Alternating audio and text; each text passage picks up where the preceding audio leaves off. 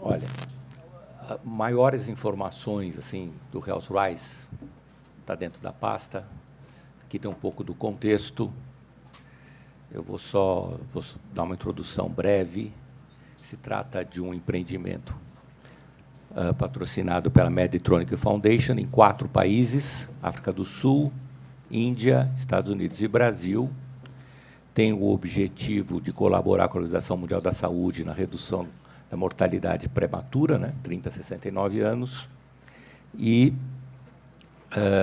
ela escolheu que teríamos que trabalhar em áreas underprivileged e underserved.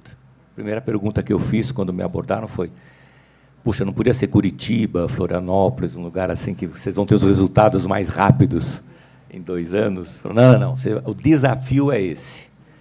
É como você, em 2 anos, vai conseguir fazer alguma coisa numa área que teria, teoricamente, muitas dificuldades para deslanchar na área de doenças crônicas. Então, eu vou focar aqui não no o que fazemos e o porquê, porque isso é um pouco consensual aqui nessa sala, mas o how, o como. E o como a gente não sabe direito. E é esse que é o grande desafio dessa conversa e da necessidade de parcerias. Como o Andy falou aqui, na véspera, sem parceria, particularmente doença crônica degenerativa, não avança. Eu, como médico sanitarista, sou da geração das doenças infecciosas. Eu acho que nas doenças infecciosas a gente conseguia trabalhar meio longe do setor privado. Ó, vocês cuidam dos doentes com as tecnologias de vocês lá nos hospitais, e a gente cuida aqui da saúde pública, da prevenção e das vacinas, né, do saneamento. Agora, quando chega na doença crônica, não tem jeito. A doença crônica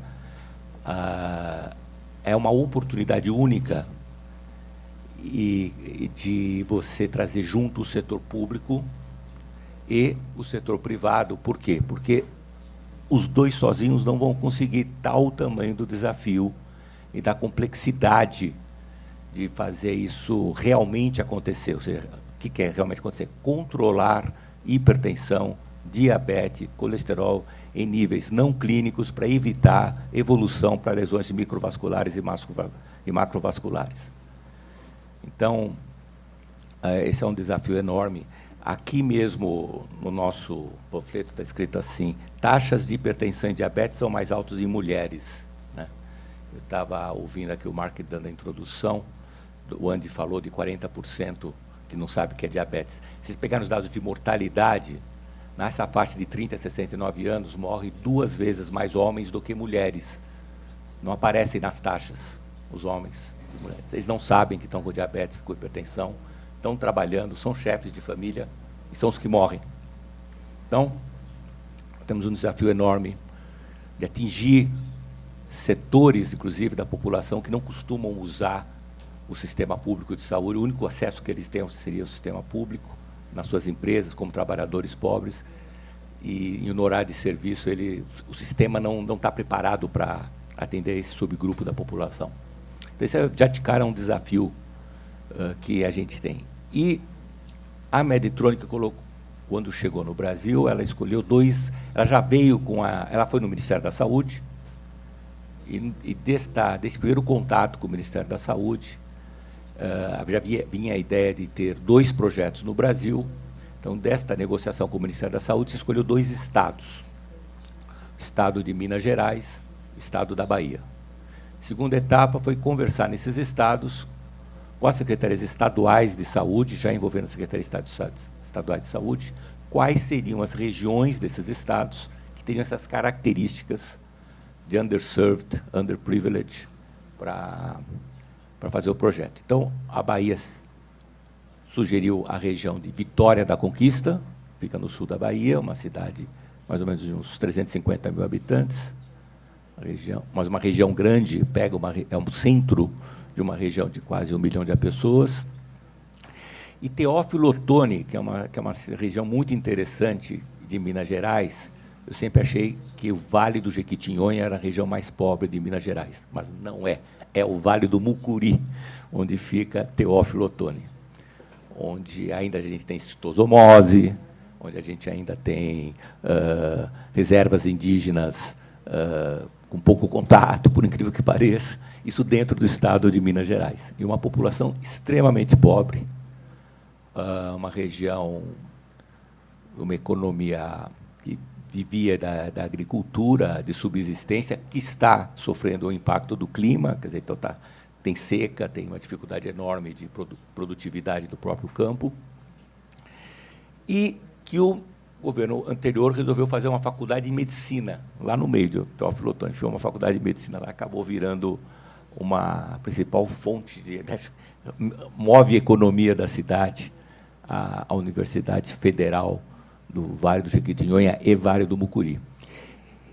Então, a primeira coisa do como, que a gente gostaria de já compartilhar com vocês, em termos de parceria, é que o próprio Sistema Único de Saúde brasileiro, o SUS, é uma parceria, ele não é único, ele é uma parceria entre 3 entidades independentes, federal, estadual e municipal. E quando a gente escolhe underserved areas and underprivileged, é porque essa parceria já não está funcionando. Além de ser uma área de necessidades, se a gente tivesse ido para Curitiba e Florianópolis, essa parceria estaria funcionando. Lá não está. Então, já a primeira coisa é a questão da fragmentação, não comunicação entre os 3 entes da federação, entre a própria área pública. Então, o primeiro desafio é parceria dentro da própria área pública. E uma das razões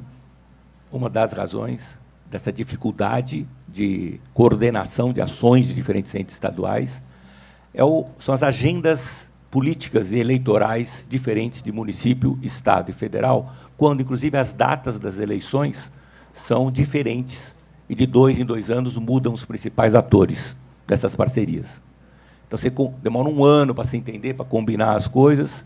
Quando a coisa está combinada, já não são mais aqueles atores, são outros. E outra razão de ser uma underserved area é que a participação popular, que poderia estabilizar, dar um pouco de equilíbrio, através da advocacy, através da apresentação dos interesses dos pacientes, é muito pouca, porque é uma população extremamente, de um lado, oprimida, no sentido das oportunidades do sistema econômico, e, do outro lado, no campo educacional, tem uma literatura, em vários aspectos, inclusive saúde, muito pobre. E eu contaria um outro desafio, que é uma questão cultural nossa, de tradição dos povos indígenas grandes nessas áreas, de que não dá para entender para eles tomar remédio para uma coisa que eles não estão sentindo nada. Você tem que tomar esse remédio porque aqui 5 anos, aqui 10 anos, bom, o cara não sabe o que vai acontecer amanhã. Como é que aqui, não quer dizer nada para eles tomar uma coisa que eles não estão sentindo nada para uma coisa que vai acontecer aqui 5 anos. Então, esse é o aspecto cultural do desafio, no como. Né? E aí, uma das saídas nossas, logo de cara, foi nós temos que contar com as universidades. Não dá, nós temos que colocar um outro elemento local que dê uma estabilidade nesse processo, que já esteja presente e que dê uma possibilidade de continuidade, porque um dos objetivos também da Medtronic, dos desafios, que era, você tem que garantir sustentabilidade e escalabilidade, escalável, sei lá, né, passar para outros lugares. Então, isso em tudo em 2 anos. Então, tá bom. Então, quando a gente quer dizer, eles pediram para o Hospital Sírio-Libanês ser os parceiros da área implementadora a nível internacional. A área implementadora se chama Abbott, é uma empresa norte-americana que ganhou uma licitação a nível internacional para fazer a gestão desse projeto, a implementação desse projeto nos 4 países. E também eles, em paralelo, contrataram o IHME, Institute of Health Metrics and Evaluation, como um avaliador externo aos 4 projetos, que está na Universidade de Washington, em Seattle. Eles são os parceiros a nível internacional. Aqui no Brasil, a Abbott não tinha representação, então foi fizeram um contato com o Hospital Sírio-Libanês, através do Instituto de Ensino e Pesquisa, ao qual eu trabalho, e nós participamos também de uma licitação aqui nacional para ser representantes da ABIT no Brasil. Tá aqui. Então, a gente entrou na história desse jeito. Então, nós tínhamos que fazer o edital e fazer parte, criar o comitê de avaliação dos projetos e tudo. E nós focamos, desde o início no edital, a importância de parcerias, particularmente com universidades. Então, ganhou o edital o Instituto Multiprofissional de Saúde da Universidade Federal da Bahia, em Vitória da Conquista, fundamentalmente centrada num núcleo de farmacêuticos. Digamos assim, a Faculdade de Farmácia ganhou o edital, mas eles também souberam costurar muito bem dentro da cidade os apoios, já as parcerias com o próprio município, com uma outra universidade que tem lá, que é a Universidade Estadual da Bahia, que tem uma faculdade de medicina que já tem 10 turmas formadas. Então, eles já apresentaram um projeto em parceria. E o outro que levou foi a Universidade Federal do Vale do Jequitinhonha, em Mucuri, que é uma universidade nova, pouquíssimos professores trabalham lá, e eles fizeram uma parceria com a Universidade Federal de Minas Gerais, particularmente com o Centro de Telesaúde, e com isso fizeram um joint, um projeto, como a Maria de Fátima, do Ministério da Saúde, acaba de chegar, depois ela... Viu, Maria? Você vai falar depois de mim. Eu estou falando antes de você. Então, é o seguinte. Aí, esses... Deixa eu ver quantos minutos eu tenho aqui. Essas duas universidades ganharam. Então, o DNA dos dois projetos já é um pouco diferente. Então, tem um grupo mais ligado à farmácia, um grupo mais jovem. O grupo de Minas Gerais já tem uma certa senioridade, tem um professor, o chefe do projeto é um cardiologista já meio famoso, é presidente da Sociedade Internacional de Eletrocardiograma, já está acostumado a trabalhar com projetos internacionais e quer vender o telesaúde, né? Quer impulsionar a telesaúde e criou, então, um projeto um pouco diferente da Bahia, que não tem telesaúde. Então, por exemplo, o processo de implantação eletrônica de dados, que foi uma coisa logo fundamental para... Porque o problema principal é o seguinte, o paciente está perdido no sistema. Quer dizer, dentro do sistema fragmentado, além da questão de muitos não saberem que estão doentes, os que sabem também estão em alguma fila, em algum lugar, e não estão controlados. Então, quem são esses pacientes? Onde é que eles estão? Como é que a gente sabe, de agora em diante, onde é que eles vão estar? Então, a questão do registro eletrônico de pacientes era fundamental. A saída de Minas Gerais, Teófilo Otoni, incluindo, porque eles, inclusive, lá trabalham em 10 municípios, envolvendo pequena zona rural, foi a telesaúde. A saída em Vitória da Conquista foi implantar o prontuário eletrônico do SUS. Então, ambos têm problemas pelas suas opções e têm vantagens pelas suas opções. Então, eu vou parar por aqui. Eu posso...